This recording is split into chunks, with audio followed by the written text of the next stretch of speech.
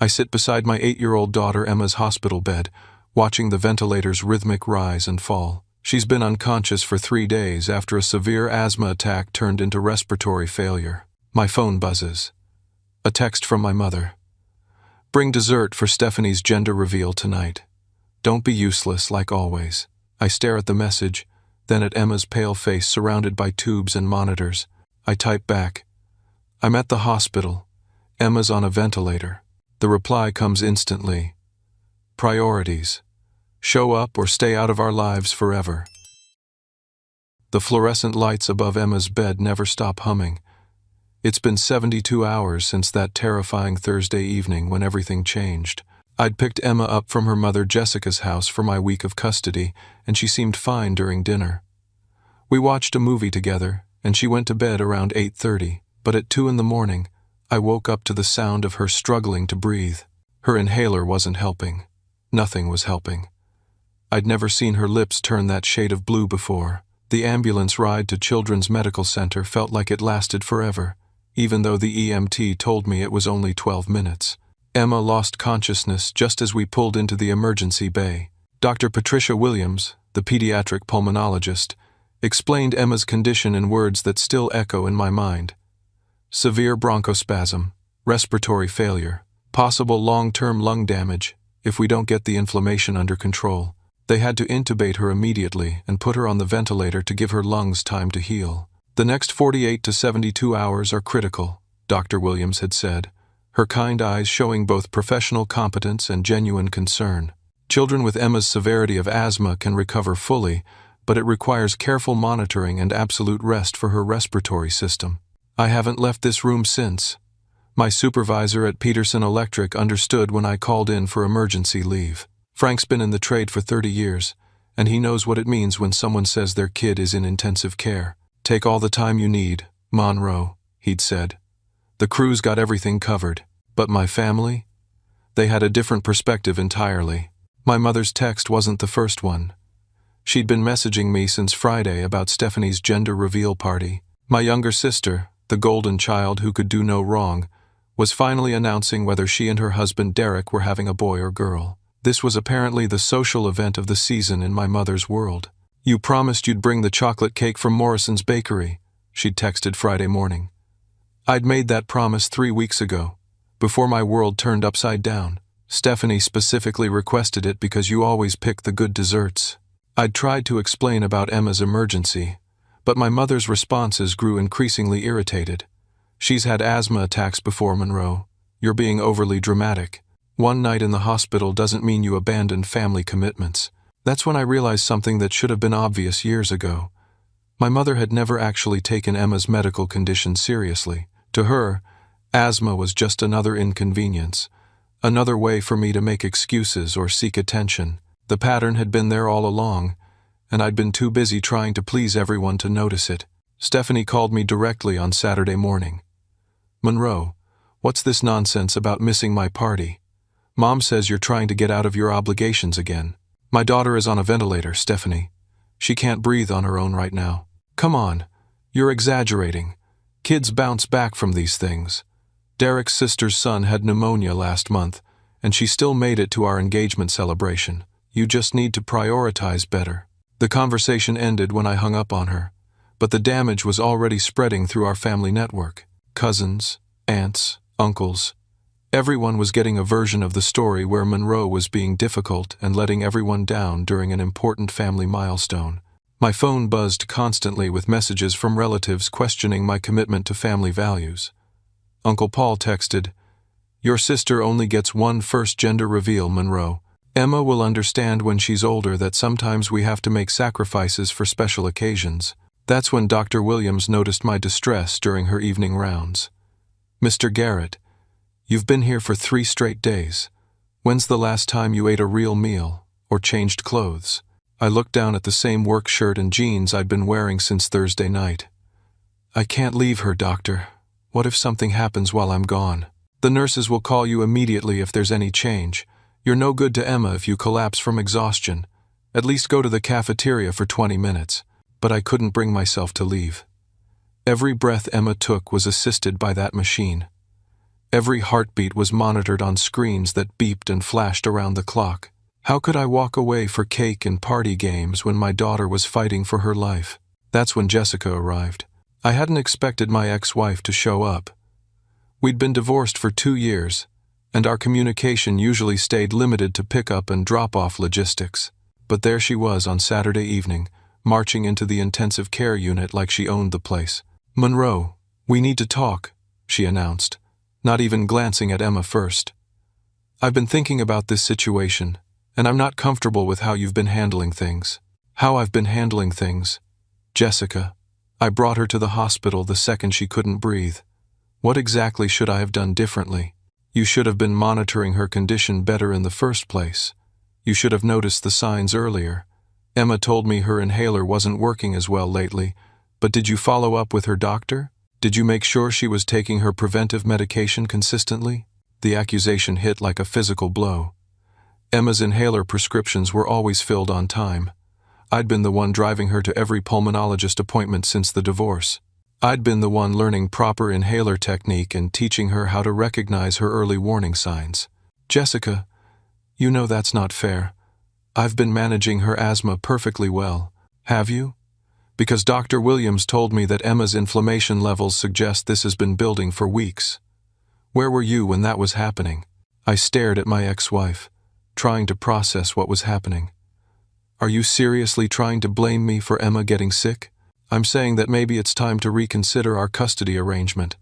Emma needs stability. She needs a parent who can focus completely on her health needs without getting distracted by work schedules and weekend plans." The threat was unmistakable. Jessica was talking about filing for full custody. She was using Emma's medical emergency as ammunition against me. And the worst part? She was probably coordinating this attack with my mother, who'd been telling everyone that I was abandoning family and making poor choices. I felt completely alone in that sterile hospital room, surrounded by the sounds of life support equipment and the smell of antiseptic. My daughter needed me more than she'd ever needed anyone, but instead of support from her extended family, I was facing a coordinated campaign to prove I was an unfit parent. That night, after Jessica left with vague threats about consulting her attorney, I made a decision. I blocked my mother's number. I wasn't going to let anyone guilt me into leaving Emma's bedside for a party. I wasn't going to apologize for putting my daughter's life above social obligations, but I had no idea what was coming next. Sunday morning brought a new level of family dysfunction I hadn't thought possible.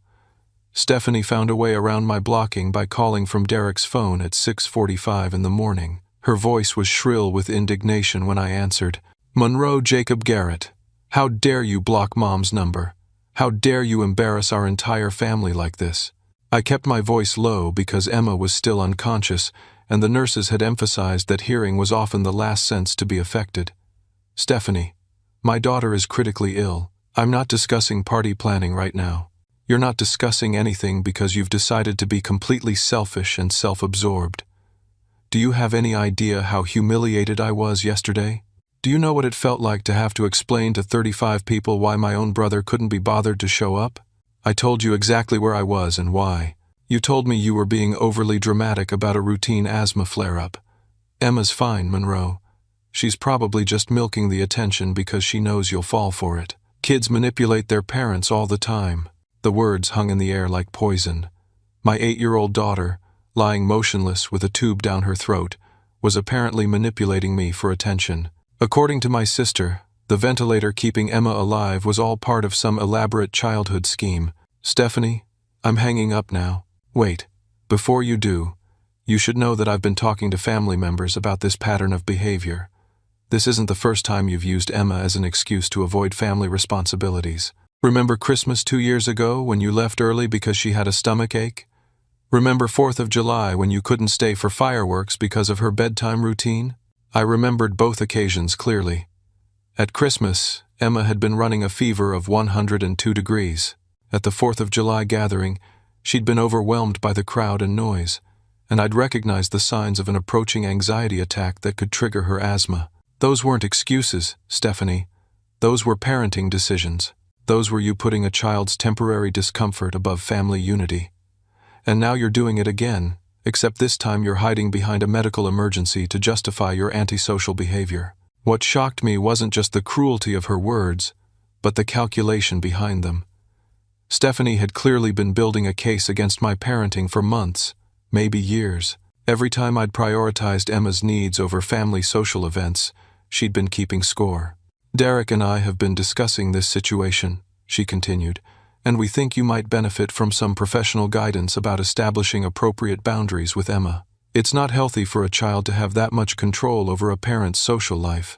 Derek was a junior partner at a mid-sized law firm downtown. The implication was clear. They were considering legal intervention if I didn't start conforming to their expectations of family participation. My boundary is keeping my daughter alive, Stephanie. I'm sorry if that interferes with your party planning. Your boundary is using a sick child to manipulate everyone around you into accommodating your social anxiety and need for attention. But it's not going to work anymore, Monroe. The family has talked, and we're not enabling this behavior. She hung up before I could respond. An hour later, I discovered what the family has talked actually meant.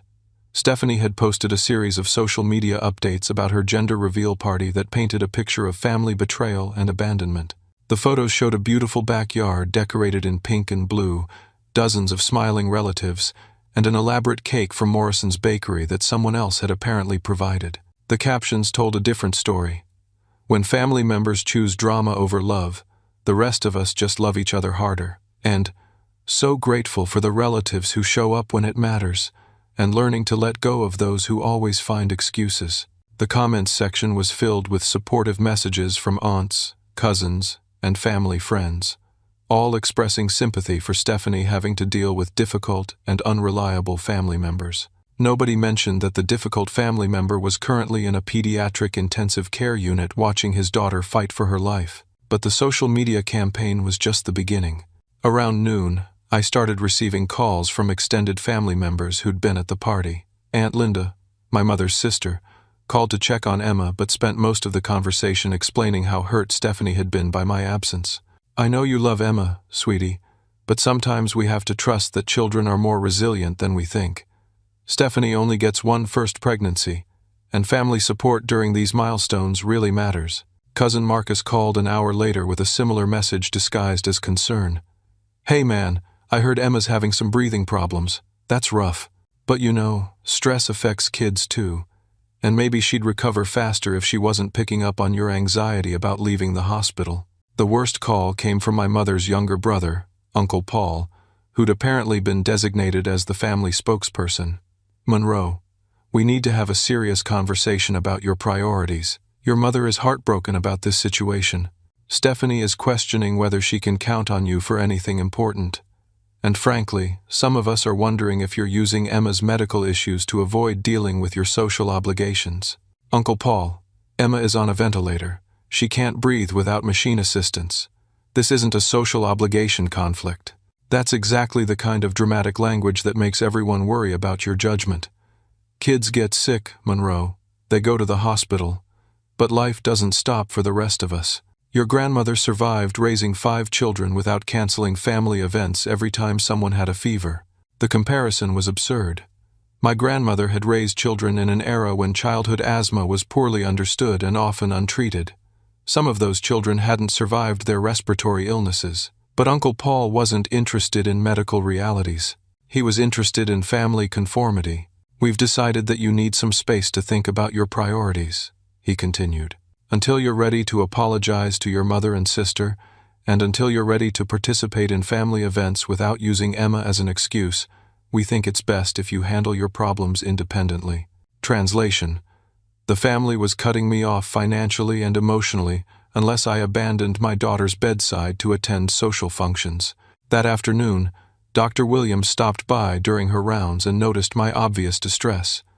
Mr. Garrett, you look like you haven't slept in days. How are you holding up? I'm fine, doctor. How's Emma doing? Emma's holding steady, but I'm concerned about you.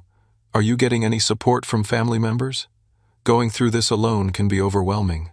I almost laughed at the irony. My family thinks I'm being overdramatic about Emma's condition. They think she's manipulating me for attention. Dr. Williams frowned. Mr. Garrett, your daughter has been on mechanical ventilation for 3 days. There's nothing manipulative about respiratory failure. Has anyone in your family spoken with me or the nursing staff about Emma's medical status? No, doctor. They're too busy planning parties. I see. Well, for what it's worth, you're doing exactly what a good parent should do. Emma needs your presence more than she needs anything else right now. Children in intensive care recover faster when they have consistent, loving support. But even Dr. Williams' reassurance couldn't ease the growing sense of isolation. My family had made their position clear. Emma's medical emergency was less important than Stephanie's social event. My devotion to my daughter was selfish manipulation rather than responsible parenting. As Sunday evening approached, I realized I was facing this crisis with no support system whatsoever. Emma's mother was building a case against my custody rights. My birth family was treating her hospitalization as an inconvenience that proved my unfitness as a family member. I had no idea that the worst betrayal was still coming. Monday brought the first signs of hope I'd seen since Thursday night. Emma's oxygen saturation levels were improving, and Dr. Williams cautiously mentioned the possibility of reducing ventilator support if the trend continued. Her small hand moved when I spoke to her, and her eyelids fluttered in a way that suggested she might be approaching consciousness. I hadn't slept more than 2 hours in 4 days. The hospital chair beside Emma's bed had become my entire world. The cafeteria coffee was keeping me functional, but barely. Vending machine sandwiches and energy bars were sustaining me nutritionally, though I'd lost my appetite completely. The nursing staff had started expressing concern about my condition. Sarah, the night shift nurse who'd been particularly kind, brought me a pillow and blanket Sunday night. "Mr. Garrett, you need to take care of yourself too. Emma's going to need you to be strong when she wakes up." But I couldn't bring myself to leave, even for short breaks. Every machine alarm, every change in the monitors, every adjustment the nurses made felt like a potential crisis. What if Emma needed me and I wasn't there? What if something happened during the few minutes I was away? That's when my grandfather called. Grandfather Harold was my mother's father, a retired carpenter who'd always been the steady, reasonable voice in our family chaos. At 82, he still lived independently in his small house across town, maintaining his garden and woodworking shop with methodical precision. "Monroe, I just heard about Emma being in the hospital. How is she, son?" The relief in hearing someone ask about Emma's condition without immediately shifting to family politics was overwhelming. "She's on a ventilator, Grandpa. Respiratory failure from a severe asthma attack, but the doctors think she might be improving." "Good Lord. Why didn't anyone tell me how serious this was?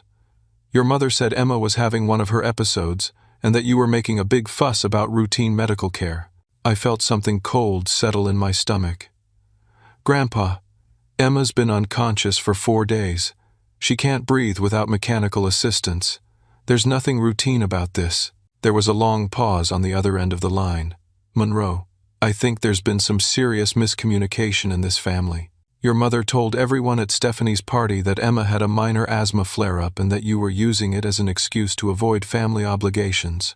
She said you were keeping Emma home from school to get sympathy and attention. Emma's been in intensive care since Thursday night. She hasn't been home at all." "That's not the story we heard. According to your mother, you've been playing up Emma's medical issues for dramatic effect and teaching her to use illness as manipulation." I realized my mother had been deliberately misrepresenting Emma's condition to the entire extended family. She'd convinced everyone that I was the problem, that Emma was fine, and that I was using a fake medical emergency to avoid social responsibilities. "Grandpa, would you like to speak with Emma's doctor? Dr. Williams can explain exactly how serious this situation has been." "I'd appreciate that, son. And Monroe? I'm coming to the hospital today. If my great-granddaughter is fighting for her life, I want to be there." Grandfather Harold arrived around 3 in the afternoon, bringing with him the smell of pipe tobacco and wood shavings that had defined my childhood visits to his workshop. He took one look at Emma, surrounded by medical equipment, and sat down heavily in the extra chair. "Oh, sweetheart," he whispered, reaching out to gently touch Emma's forehead. "I had no idea." Dr. Williams spent 20 minutes explaining Emma's condition, treatment plan, and prognosis to my grandfather. His face grew increasingly grave as he learned the details that my mother had concealed or misrepresented to the family. "Doctor, is Monroe doing everything right? Is he helping Emma's recovery by staying here?" Mr. Garrett is doing exactly what Emma needs, Dr. Williams assured him. Parental presence is one of the most important factors in pediatric recovery. Children heal faster when they know their parents are nearby. After Dr. Williams left, my grandfather sat quietly for several minutes, watching Emma's chest rise and fall with mechanical precision. "Monroe, I need to tell you something that's been bothering me. Your mother has been acting strangely about money lately. She's been asking me for help with household expenses, saying you've been borrowing from her and not paying her back. She's also mentioned that Emma's medical bills are putting strain on the whole family's finances. I hadn't borrowed money from my mother in over 3 years, and Emma's medical expenses were covered by my insurance through Peterson Electric. My mother had been creating fictional financial problems to justify her resentment about my parenting choices. Grandpa, I haven't borrowed any money from Mom, and Emma's medical care is covered. I figured as much. Your mother's been telling a lot of stories lately that don't add up. I'm starting to wonder if she's been using family situations to manipulate my help with her own money problems." We talked for another hour about family dynamics I'd never fully understood. My grandfather revealed that my mother had been positioning herself as the victim of everyone else's poor choices for years, collecting sympathy and financial support by misrepresenting various situations. Around 6 in the evening, I told my grandfather I needed to call my supervisor and update him on my leave status. Frank had been understanding, but I needed to provide a realistic timeline for my return to work. "Go ahead, son. I'll sit with Emma while you make your calls." I stepped out to the family consultation room down the hall and spent 10 minutes on the phone with Frank, explaining Emma's condition and getting approval for extended family leave. When I returned to Emma's room, my grandfather looked troubled. "Monroe, something happened while you were gone. The nurse mentioned that an older woman came to visit Emma during evening visiting hours yesterday. She was logged in as a grandmother, but she wasn't me, and she wasn't Jessica's mother. Did your mother come here?" My blood went cold. "When? Yesterday?" "Yesterday evening, around 7:30. The nurse said the woman spent about 20 minutes in Emma's room and left when visiting hours ended. I found Sarah, the night nurse who'd been working Sunday evening." "Sarah, can you tell me about the woman who visited Emma yesterday?" "Oh, yes. An older lady, maybe 65, short gray hair, very well dressed. She said she was Emma's grandmother and that you'd given permission for her to visit. She seemed to know a lot about Emma's condition, so I assumed you'd spoken with her. Did she say anything to Emma? Did she try to wake her up?" I checked on them once, and she was talking to Emma very quietly. I couldn't hear what she was saying, but she seemed very focused on trying to get a response. I felt sick. My mother had come to the hospital while I was gone and spent 20 minutes alone with my unconscious daughter. She'd gained access by claiming I'd given permission, which I absolutely hadn't, and she'd been talking to Emma, trying to wake her up, for reasons I couldn't imagine but feared I was about to discover. "Sarah, is there any way to review security footage from yesterday evening?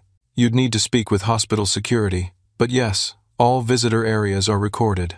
I spent the next hour with hospital security, reviewing footage that confirmed my worst suspicions.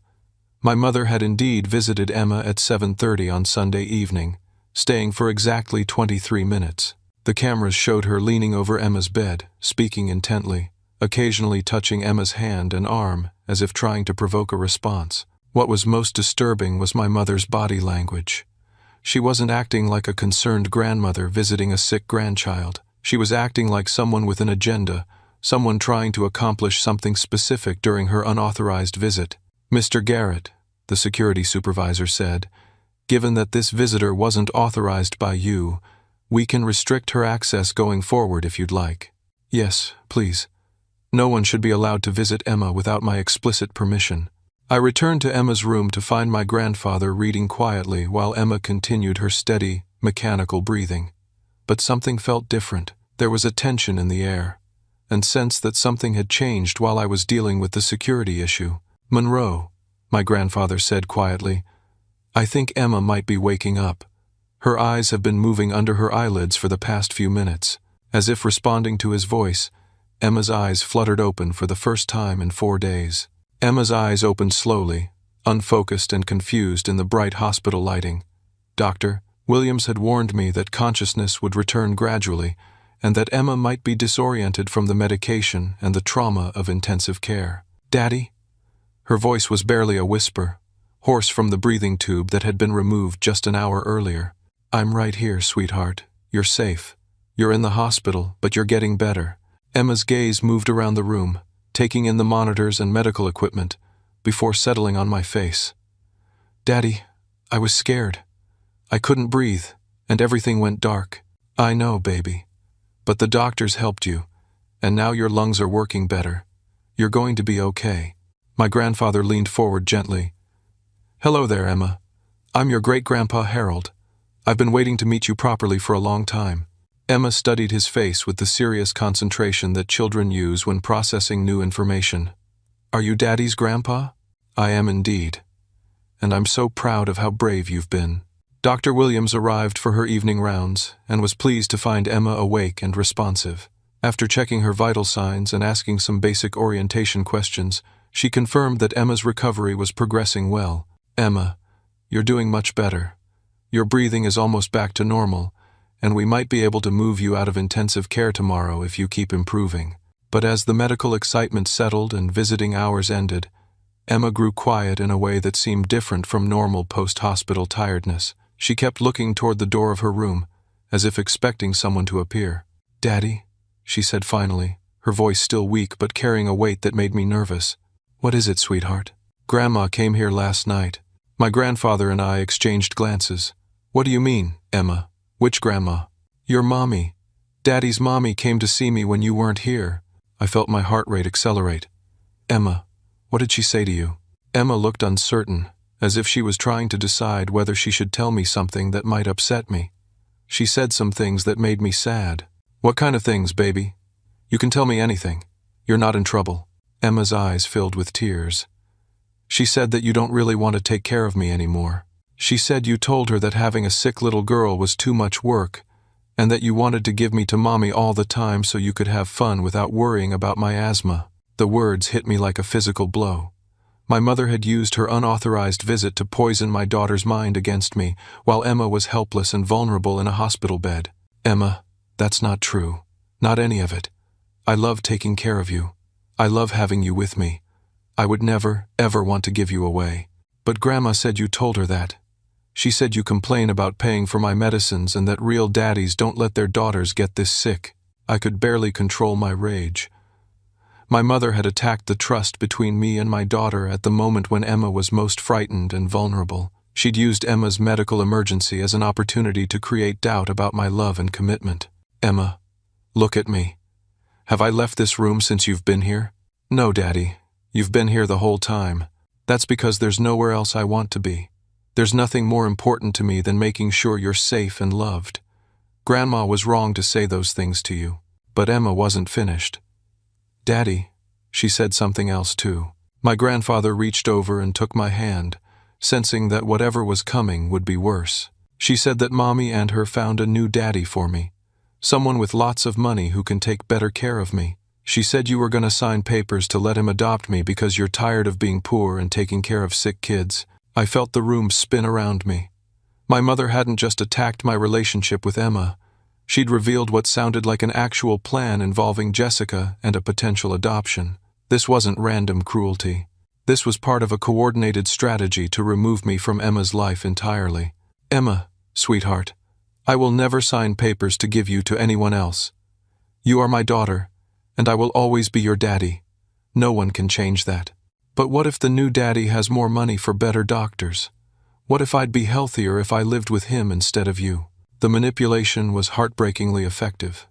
My mother had taken Emma's legitimate fear about her medical condition and twisted it into guilt about being a burden on me. She'd made an 8-year-old girl worry that her illness was ruining my life and that she'd be better off with strangers. "Emma, listen to me very carefully. You are not a burden. You are not too expensive. You are not too much work. You are the most important thing in my whole world, and I would rather be poor with you than rich without you." Dr. Williams chose that moment to return for a final check, and she immediately noticed the emotional tension in the room. "Is everything all right? Emma, you seem upset." I looked at my grandfather, who nodded encouragingly. "Doctor, Emma just told us that someone visited her yesterday and said some very disturbing things about her medical care and our family situation. Is it possible that emotional stress could affect her recovery? Dr. Williams sat down beside Emma's bed. Emma, sometimes when we're sick and scared, people might say things that worry us even more. But I want you to know that your daddy has been taking excellent care of you. He's done everything exactly right, and that's why you're getting better. Really? Really? Your daddy brought you to the hospital as soon as you couldn't breathe. He stayed with you every single day. He's been asking all the right questions about your treatment. That's what good daddies do when their little girls are sick. Emma looked relieved, but I could see that my mother's words had planted seeds of doubt that would take time to fully address. After Dr. Williams left, Emma fell asleep holding my hand. My grandfather and I sat in the darkened room, processing what we'd learned. Monroe, this is worse than I thought. Your mother didn't just make mistakes or misunderstand the situation. She deliberately used Emma's illness to try to destroy your relationship with her. Grandpa, she mentioned adoption papers and a new daddy with money. That sounds like she's been coordinating with Jessica about something specific. I think you need to do some investigating, son. Because if there's a legal plan in motion, you need to know about it before it's too late to defend yourself. I spent that night researching family law on my phone while Emma slept peacefully for the first time in 5 days. What I discovered made everything my mother had said to Emma even more sinister. In our state, parental rights could be terminated if a court determined that a parent was unable to provide adequate medical care for a child with special needs. If Jessica could prove that Emma's hospitalization was the result of my negligence, and if she could demonstrate that another person was better equipped to handle Emma's medical needs, she might actually be able to petition for my rights to be terminated in favor of a step-parent adoption. My mother's visit hadn't been random cruelty. It had been preparation for a custody battle that would position Emma's illness as evidence of my inadequacy as a father. But I was about to discover that the conspiracy went even deeper than I'd imagined. Tuesday morning brought more disturbing revelations than I could have anticipated. While Emma was sleeping peacefully for the first time since regaining consciousness, I decided to investigate the adoption papers she'd mentioned. Her words about a new daddy with lots of money felt too specific to be casual manipulation. I started by calling my friend Robert, who supervised the electrical crew at Peterson Electric. Robert had been through a nasty custody battle 3 years earlier and knew more about family law than I'd ever wanted to learn. Monroe, how's Emma doing? Frank told the whole crew about the situation.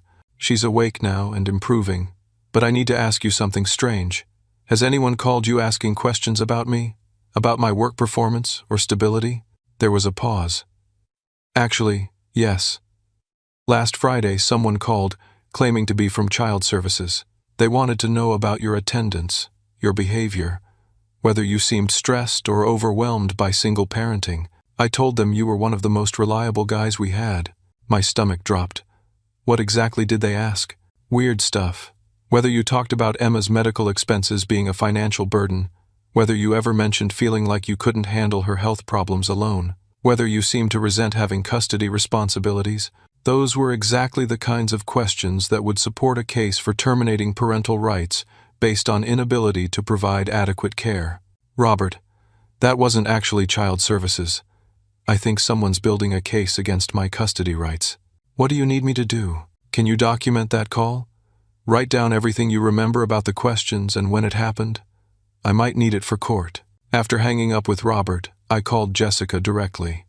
I needed to know if my suspicions were correct. Monroe, I hope you're calling to discuss Emma's discharge planning. We need to talk about modifying our custody arrangement to ensure she gets proper medical supervision going forward. Jessica, has someone been helping you build a case against my parenting? I don't know what you mean. Has anyone been encouraging you to file for custody modification? Anyone been providing you with legal advice or support? Jessica's silence lasted too long. Monroe, I've been consulting with an attorney about Emma's best interests. That's my right as her mother. Which attorney? That's confidential. Is it Derek's law firm? Another telling pause. Derek mentioned that his firm sometimes handles family law cases, and they've offered to provide consultation services at a reduced rate. I felt the pieces falling into place. Stephanie's husband was providing legal services to help Jessica take Emma away from me. My mother was feeding them ammunition by misrepresenting my financial situation and parenting abilities, and they'd been coordinating this effort while Emma was fighting for her life. Jessica, who else have you been talking to about this custody modification? I don't have to answer your questions, Monroe. Have you been talking to my mother? Your mother called me Sunday morning to express concern about Emma's care. She mentioned that you've seemed overwhelmed by the medical responsibilities and that you've been borrowing money from family to cover expenses. Jessica, I haven't borrowed money from anyone. My insurance is covering Emma's medical care, and the reason I've seemed overwhelmed is because our daughter has been unconscious on a ventilator. Your mother says you've been exaggerating Emma's medical needs for attention and that you use her asthma as an excuse to avoid family obligations. I realized my mother had been working both sides of the situation. She'd been telling my family that I was overreacting to Emma's medical needs, while simultaneously telling Jessica that I was underreacting and providing inadequate care. Jessica, did my mother suggest that you file for custody modification? She mentioned that Emma might benefit from a more stable home environment with better resources for managing her medical needs. Better resources like what? Like a stepfather who's financially established and can provide private medical care instead of relying on emergency rooms. There it was. Jessica was already planning to remarry someone who could provide better medical resources for Emma, and my mother was encouraging her to frame my financial limitations as medical neglect. After ending the call with Jessica, I contacted the hospital's patient advocate to discuss my concerns about unauthorized visitors and potential interference with Emma's care. Mr. Garrett, unauthorized visitors can absolutely impact a child's recovery, especially if they're causing emotional distress. We can implement strict visitor restrictions that require your explicit approval for anyone to see Emma. I'd appreciate that. And is there any way to document the emotional impact of my mother's unauthorized visit? Dr. Williams can note in Emma's chart that she experienced distress related to inappropriate visitor behavior. That documentation can be important if there are custody concerns. But my investigation revealed even more disturbing details. I remembered my grandfather's concerns about my mother asking him for money to cover my supposed debts. When I called him Tuesday afternoon, his information filled in more pieces of the puzzle. Monroe, I've been thinking about our conversation yesterday. Your mother has asked me for over $3,000 in the past 6 months, claiming you were borrowing from her and not paying her back. Grandpa, I've never borrowed money from Mom. Where did she say that money was going? Emma's medical expenses, your rent when work was slow, car repairs when you couldn't afford them. She made it sound like you were constantly struggling and that she was enabling your irresponsibility by continuing to help. How much money has she borrowed from you total? Nearly $8,000 since last Christmas. She always promised to pay me back when you paid her back. I felt sick. My mother had been stealing money from her elderly father by claiming it was for my fictional financial emergencies. She'd created an entire narrative about my irresponsibility to justify what amounted to elder financial abuse. Grandpa, I need you to document all of those transactions. Dates, amounts, what she said the money was for. I think she's been committing financial fraud. Monroe, there's something else. Derek called me last month asking questions about your financial situation. He said he was trying to help the family understand how to support you better during difficult times. Derek had been gathering financial information to support Jessica's custody case while posing as a concerned family member. The coordination between my mother, sister, Jessica, and Derek was more extensive than I'd realized. That evening, while Emma was sleeping comfortably with much less medical support, I made a decision. I called Derek's law firm directly.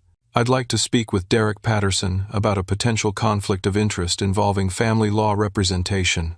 Mr. Patterson is out of the office. Can someone else help you?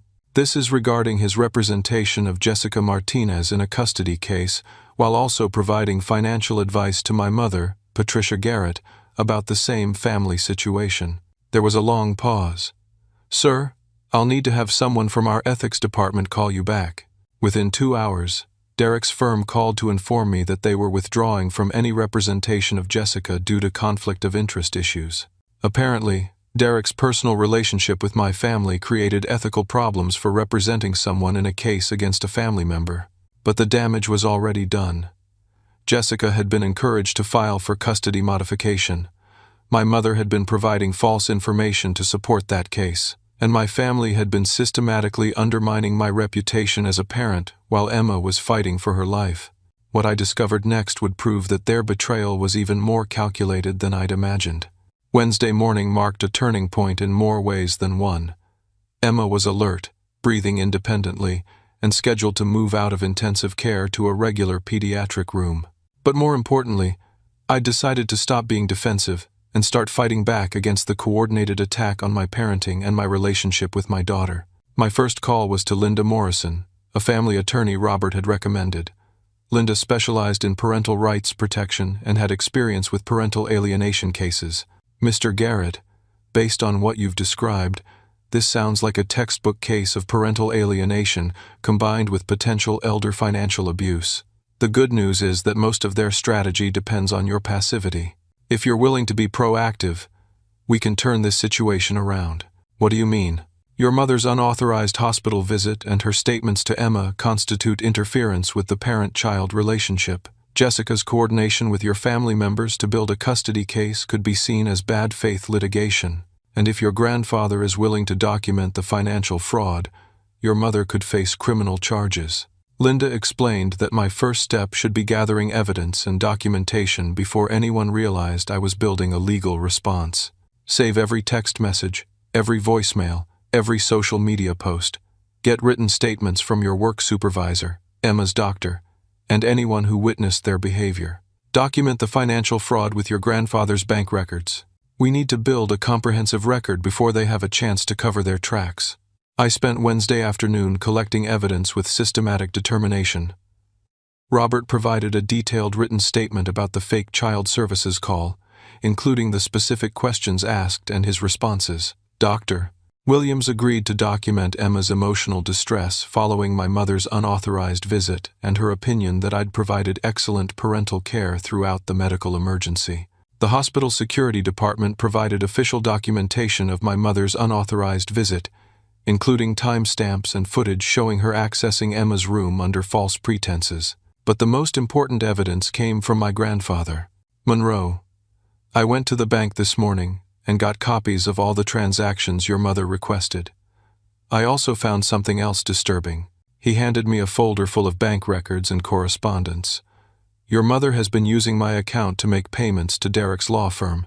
Small amounts, but regular payments since last month. Grandpa, she's been paying Jessica's attorney with money she stole from you by claiming it was for my emergencies. That's exactly what happened. And look at this. He showed me a series of checks made out to a private investigator in Dallas. The payment memos said child custody research. Monroe, your mother hired a private investigator to dig up information about your personal life. She's been planning this custody attack for months. I felt a mix of rage and clarity. My mother hadn't been reacting emotionally to Emma's hospitalization. She'd been using it as an opportunity to advance a long-term plan to remove me from my daughter's life. Thursday morning brought the first sign that my fight back was working. Derek called me directly, bypassing Jessica entirely. Monroe, I think there's been some miscommunication about the family situation. I want you to know that my firm is no longer involved in any legal matters concerning Emma's custody.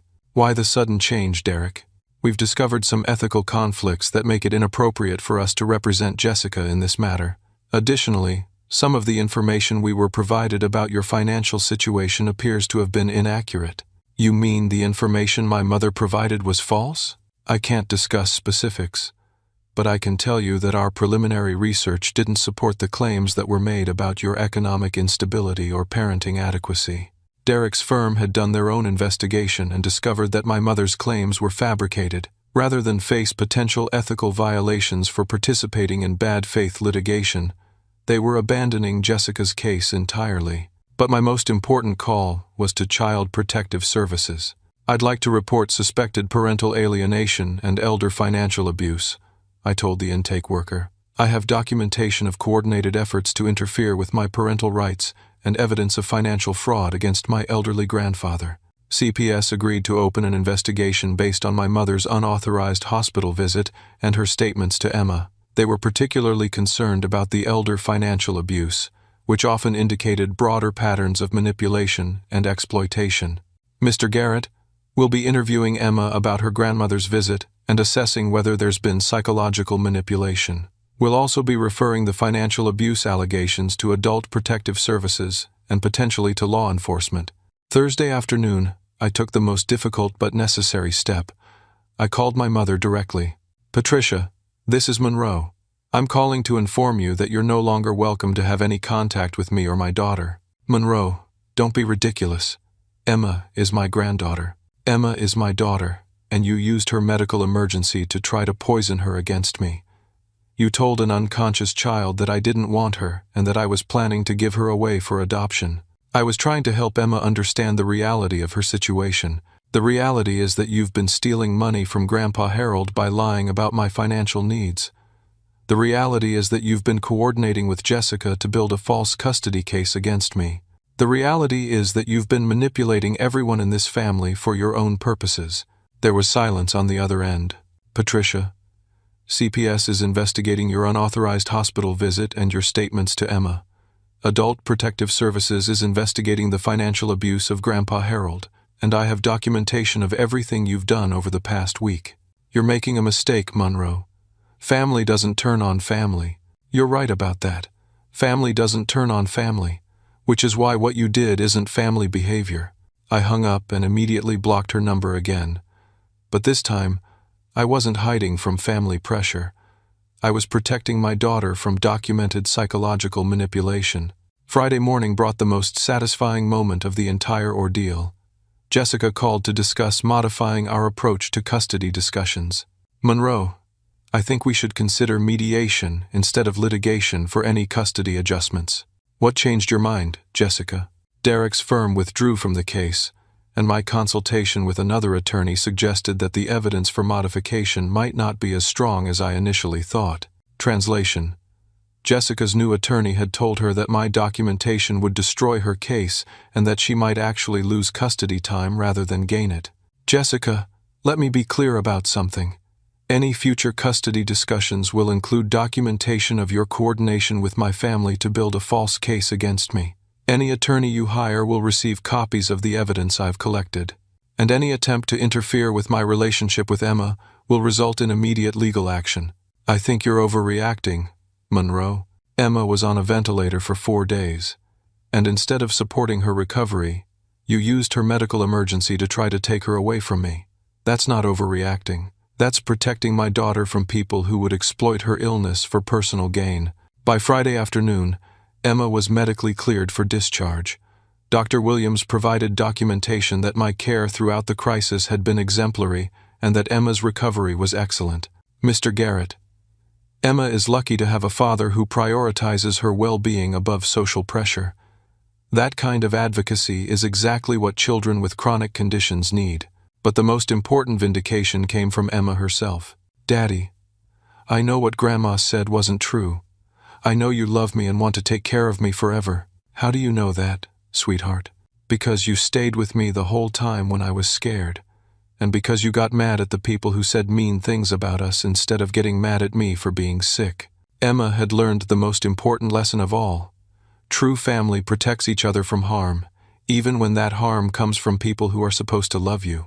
The following Monday, Emma and I walked into family court for what would be the final resolution of Jessica's custody modification attempt. Armed with 6 inches of documentation, testimony from medical professionals, and evidence of the conspiracy against my parental rights, I felt confident for the first time since this ordeal began. Jessica's new attorney had tried to withdraw the custody petition entirely, but the court required a hearing since CPS had filed their own report about parental alienation concerns.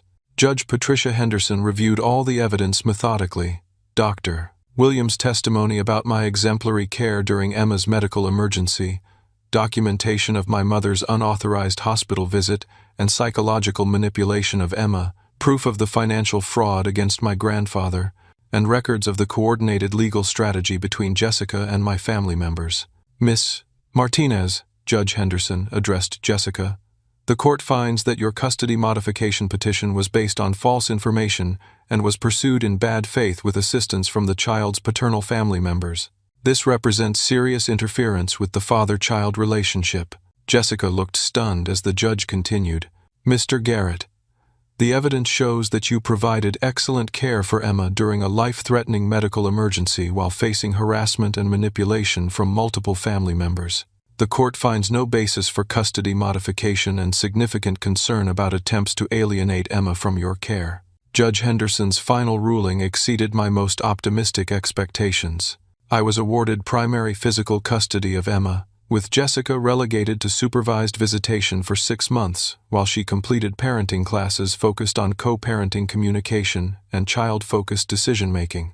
Furthermore, the judge concluded, the court is issuing a restraining order prohibiting Patricia Garrett from any contact with the minor child pending resolution of the CPS investigation. The criminal justice system moved with surprising efficiency once adult protective services and law enforcement became involved. My mother faced charges for elder financial abuse, theft by deception, and interference with child custody. The district attorney explained that financial abuse of elderly relatives was a priority prosecution area, especially when combined with other manipulative behaviors. Derek's law firm faced ethical review by the State Bar Association for their role in the false custody case. While Derek himself wasn't sanctioned, the firm implemented new policies about family relationship conflicts and paid a substantial fine for inadequate conflict screening. But the most meaningful justice came from unexpected sources. Stephanie's marriage began falling apart when Derek's law firm dropped all their legal matters due to ethical concerns.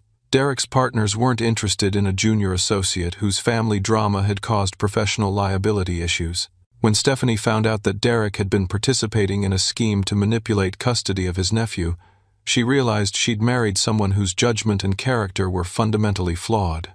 My grandfather moved into a small apartment just 3 blocks from our house, finally free from my mother's financial manipulation and eager to build a genuine relationship with Emma. His workshop became Emma's favorite place to visit, where she learned woodworking basics and heard stories about craftsmanship and integrity. The construction crew at Peterson Electric became Emma's extended uncles, contributing to a fund that ensured she'd have the best possible medical care and asthma management equipment. Frank instituted a company policy providing emergency family leave for any worker facing a child's medical crisis. Emma's recovery exceeded every medical expectation. Dr. Williams explained that children who feel secure and loved often show remarkable resilience after respiratory emergencies.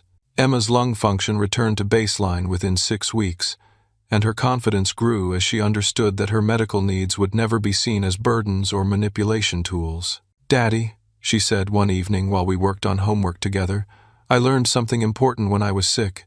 "What did you learn, sweetheart?" "I learned that real family takes care of each other when scary things happen, and fake family tries to make scary things worse." Emma had understood the lesson that took me years to learn. Family isn't defined by blood relationships but by consistent, loving actions that prioritize each other's well-being.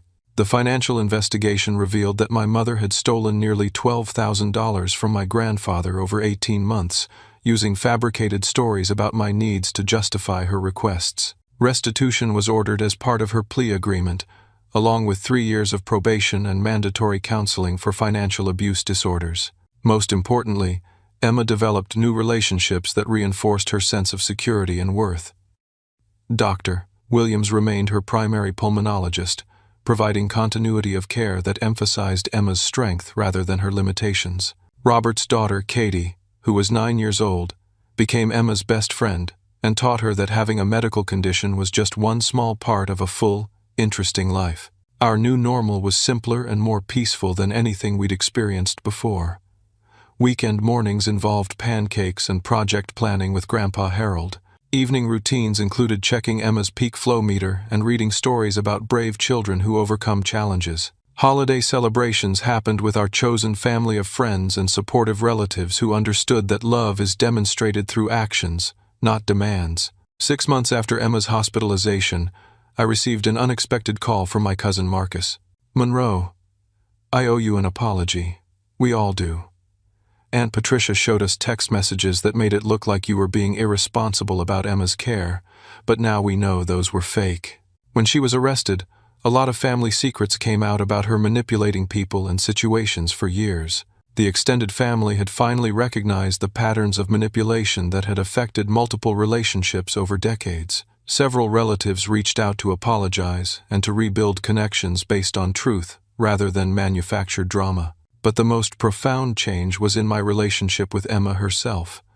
The medical emergency had tested our bond under the worst possible circumstances, and we'd emerged stronger and more trusting. Emma knew with absolute certainty that I would always prioritize her well-being over social pressure, family politics, or personal convenience. Daddy, when I grow up and have my own kids, I'm going to take care of them the same way you take care of me. How's that, Emma? I'm going to stay with them when they're scared, and I'm going to tell anyone who's mean to them to go away and leave us alone. Emma had learned the most valuable lesson of all. Unconditional love requires fierce protection of the people we care about, even when that protection comes at personal cost. The life lesson that emerged from our ordeal was both simple and profound. True family loyalty means supporting each other through genuine crises, not demanding that genuine crises be abandoned for social conveniences. When people use your worst moments as ammunition against you, they've revealed that they were never your family to begin with. Emma and I built a new definition of family based on presence during difficulty, celebration of recovery, and unwavering commitment to each other's authentic well-being. We learned that the people who matter most are the ones who show up when showing up is difficult, who protect your peace when others try to disturb it, and who love you not, despite your challenges, but including them. Our story isn't about cutting off blood relatives or rejecting family altogether. It's about recognizing that family bonds are earned through consistent, loving behavior, and that protecting our children from toxic manipulation is one of the most important responsibilities we have as parents. Emma is now 10 years old, confident in managing her asthma, and surrounded by people who see her medical needs as just one part of a complete, beloved person. She knows that her worth isn't measured by her convenience to others, and that the people who love her will always prioritize her safety and happiness above social expectations. What challenges have you faced when family members prioritize their own comfort over your child's genuine needs? How did you navigate the difficult choice between family loyalty and protecting your children? I'd love to hear your thoughts in the comments below. If this story resonated with you, please like this video to help other parents who might be facing similar situations. Subscribe for more real-life stories about protecting family bonds and standing up for what matters most. And share this with anyone who needs encouragement to trust their parental instincts over family pressure. Thank you for listening to our story, and remember, the people who love you will support your hardest moments, not use them against you. Trust your heart when it comes to protecting the people who depend on you most.